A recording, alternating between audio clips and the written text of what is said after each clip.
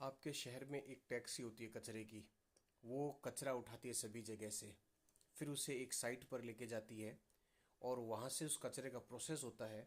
उसके बाद वो कचरा एक जगह जा कर के डंप होता है।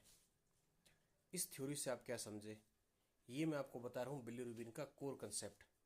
इसमें आप जो कचरा है मतलब आरबीसी, जो जो भी आरबीसी आपके ब्लड में टूट रही है उसको वो ट्रैवल होकर के लीवर तक जाती है। लीवर में उसका प्रोसेस होता है और प्रोसेस होने के बाद में बाइल के थ्रू वो अपने स्टूल में वो निकलती है। ये जनरली होता है बिलीरुबिन का प्रोसेस। एक बहुत ही सिंपल वे में मैंने आपको बताया है बिलीरुबिन का प्रोसेस। जो भी टूट करके आएगा लीवर के अंदर उसका हो जाएगा। अब आप कंजुगेशन कंजुगेशन कंफ्यूज होते रहे, क्या अनकंजुगेटेड कंजुगेटेड है। तो ये चीज़ आपको अगर समझ में आ गई है तो आपने बहुत ही सिंपल लैंग्वेज में मैंने 3 स्टेप बताया। कचरा आया, उसको प्रोसेस कहाँ हुआ, एक जगह, और फिर उसको डंप हुआ, तो हो गया फर्स्ट स्टेप। अब सबसे पहले वापस स्टार्ट करते हैं अपने।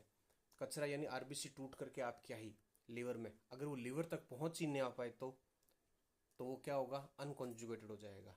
आ गई बात समझ में। लीवर तक अगर कोई भी नहीं पहुंचे, यानी कि कोई भी डिसऑर्डर जो लीवर से पहले होगा, यानी कि वो प्री हिपेटिक डिसऑर्डर्स होंगे, राइट।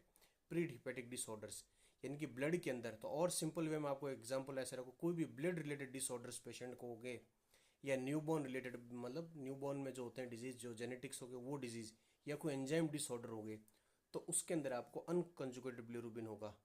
ठीक है, क्योंकि कंजुगेशन हुआ ही नहीं। उस डिसऑर्डर में आपके ये लीवर फंक्शंस डिरेंज होंगे, तो वो प्री हिपेटिक के मैंने आपको एग्जांपल बता दिए। अब आपको बता तो हिपेटिक का। हिपेटिक मतलब लीवर के अंदर आपको कोई भी दिक्कत हो, यानी कि हेपेटोसेलुलर कार्सिनोमा। मैं एक एक एग्जांपल ही बता रहा हूँ। मतलब लीवर के अंदर ही दिक्कत होगी तो उसके अंदर डायरेक्ट इनडायरेक्ट दोनों बढ़ेंगे, क्योंकि इसमें बिल्कुल कंजुगेशन होगा ही नहीं, सिस्टम में गड़बड़ है, तो ये दोनों रेज होंगे। अब उसके बाद लीवर में सब कुछ प्रोसेस हो गया और फिर वो बाहर निकल रहा है, तो इसके अंदर मतलब साफ सफाई हो चुकी है।